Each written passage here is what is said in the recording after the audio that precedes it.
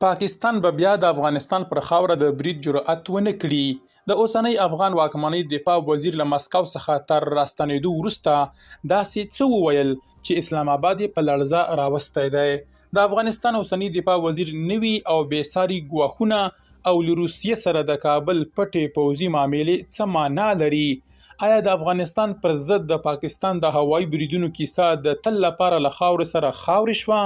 که غواړئ پوه شئ چې د کابل، مسکو او اسلام آباد ترمنځ په دې نوي جنجال کې څه تیریږي، دا ویډیو تر پایه وګورئ. همدا اوس ویډیو لایک او په کمنټونو کې ولیکئ چې ستاسو په نظر آیا پاکستان به بیا پر افغان خاوره د برید جرأت وکړي او که نه؟ ستاسو کمنټونه خورا مهم دي. درنو لیدونکو، ستړي مه شئ.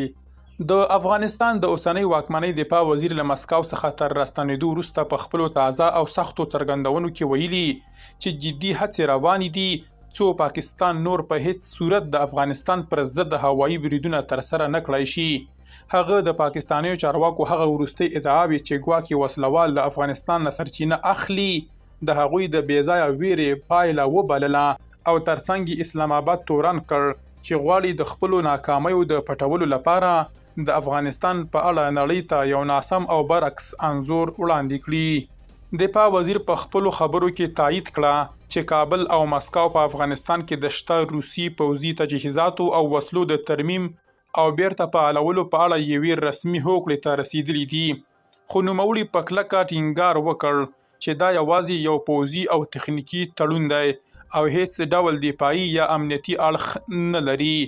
دا څرګندونې داسې مهال کیږي چې د کابل او اسلام آباد ترمنځ د مخامخ کړکېچونو له کمېدو سره سره د امنیتي مسایلو او د پاکستان پر ضد د افغان خاورې د کارولو د ادعاو په اړه د دواړو هیوادونو ترمنځ سخت اختلافونه لا هم پر خپل ځای پاتې دي.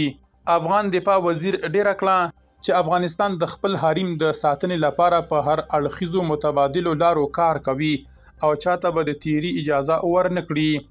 تاسو د دفاع وزیر د دغو توندو څرګندونو او له روسیې سره د نوي پوځي تړون په اړه څه نظر لرئ؟